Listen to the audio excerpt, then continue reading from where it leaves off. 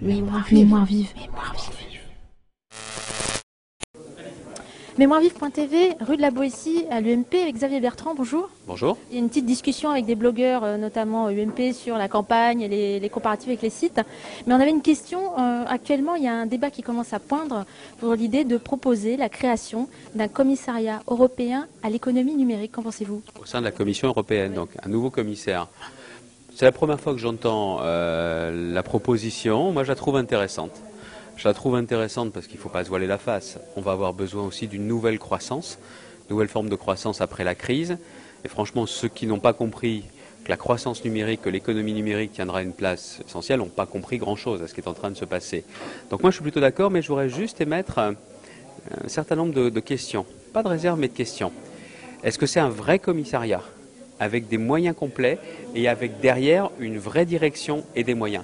Parce que si c'est juste pour dire, regardez, il y a un commissaire qui est là, qui existe, mais vous l'avez mis dans une belle vitrine et que personne ne va ouvrir la vitrine, ça ne sert à rien. Pas d'alibi, pas de symbole. Bon. Par contre, si c'est une nouvelle politique en plus qui s'inscrit derrière, si le Parlement européen fait la même chose pour s'inscrire dans une croissance numérique, oui, ça peut avoir du sens. Si c'est juste un symbole, je pense que ce n'est pas très intéressant. Est-ce qu'on peut s'attendre aussi à ce qu'il y ait un volet numérique dans le plan de relance au niveau européen?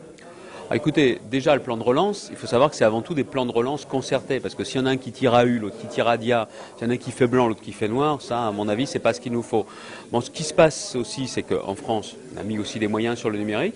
Vous savez qu'il y a Nathalie Kosciusko-Morizet, secrétaire générale adjointe du Mouvement populaire, qui est secrétaire d'État au numérique, à l'économie numérique, qui croit à fond à ça, qui pousse en plus l'idée.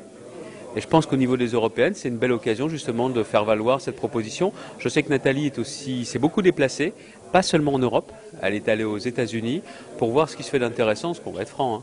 Internet abolit les frontières, on serait stupide de ne pas aller voir ailleurs comment ça se passe. Peut-être aussi imaginer la création d'une éducation, citoyenneté, une protection nouvelle des consommateurs au niveau européen, c'est très important? Sur Internet Non, sur tout ce qui concerne le numérique, le commerce en ligne. Oui, d'accord, mais ce qu'il faut savoir, c'est qu'il y a un droit des consommateurs qui est assez poussé au niveau européen. C'est d'ailleurs l'un des aspects sur lesquels l'Europe s'est aussi construite, elle est aussi assez concrète. On peut effectivement faire mieux, puis il faut aussi s'adapter. C'est vrai qu'il y a aussi commerce en ligne, il y a l'économie numérique qui a vocation aussi à protéger les consommateurs. Oui, ça fait partie des pistes que les députés européens devront forcément avoir à l'esprit, forcément. Merci. Merci à vous. Mémoire vive. Mémoire vive.